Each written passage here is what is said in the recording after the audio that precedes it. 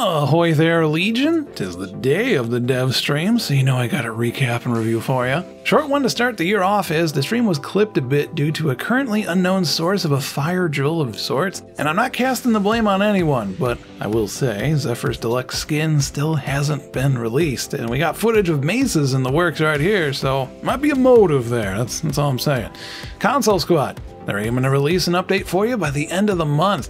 It'll hopefully include everything you don't have yet. The Prime Unvaulting got pushed back a month to the start of February, but at least we know which trio of primes we can expect to see thaw out in the near future. Ember, Frost, and Loki. Farm them up free or buy them individually, or even a combo pack if you got the plat to spare. And be sure to sell them off now if you got any stashed away. Their prices are going to drop sharply in the very near future. Damage 2.5 is also getting pushed back, but this was needed in my opinion. DE saw what they were doing was more like minor tweaks, and it needs something beefier, making it sound like a more full-on damage 3.0 outright instead of the middling 2.5 it was scheduled to be. Now don't forget to include armor scaling DE. I know that's enemies and not our damage, but that's a major cause of power creep in the first place, and some weapons shine and others get dusty. Khora will likely be released before this big patch comes out. She'll be slightly different than when we last seen her because of that, and she's probably going to change again when that change goes through.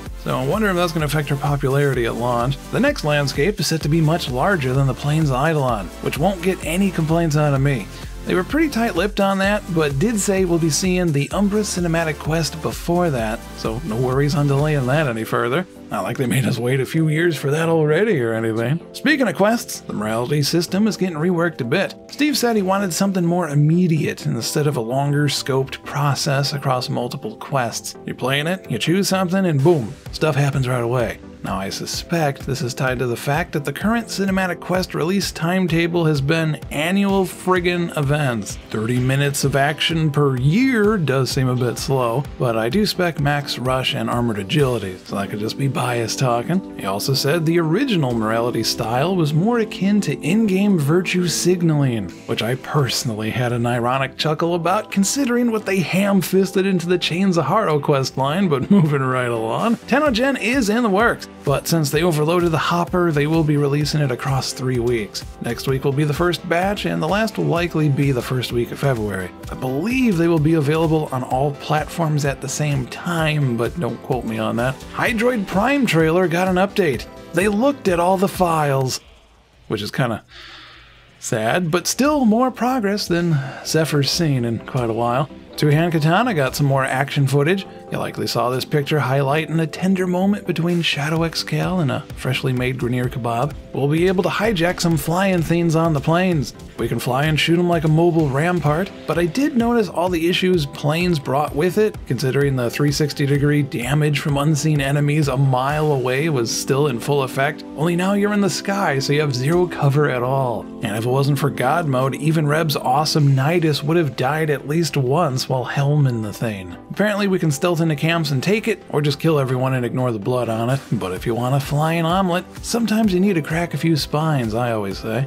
There were supposed to be 4 augments lined up, but they only had time to show 1 before having to end the stream early, and it was for the Nidus in question. With it, you'll be able to reactivate his larva ability, causing it to explode for viral damage in a 5-meter radius. The rest of the augments will likely be revealed on the forums in the near future, and I'll put a link up in the description to it once they do. One last thing that stood out that didn't seem to get much attention in terms of feedback was they're planning on doing a broad pass across all Frame's abilities. Some will be reworks, others stat tweaks. This will go out in one big bundle, so kinda nervous if I do say so myself. Now I know I hide it well, but I actually use Rhino quite a bit. Whenever the rework word comes up, I don't tend to flinch anymore as Rhino got his pass and made it through unscathed. But not all frames have been as lucky. For them to do an entire pass does make my eye twitch on its own for a minute, so fingers crossed your favorite frame doesn't get beat to death with the nerf bat in the near future. As always, I suggest we offer up the sacrificial mag. May she attract the blunt of the damage, lest the rest of us be spared.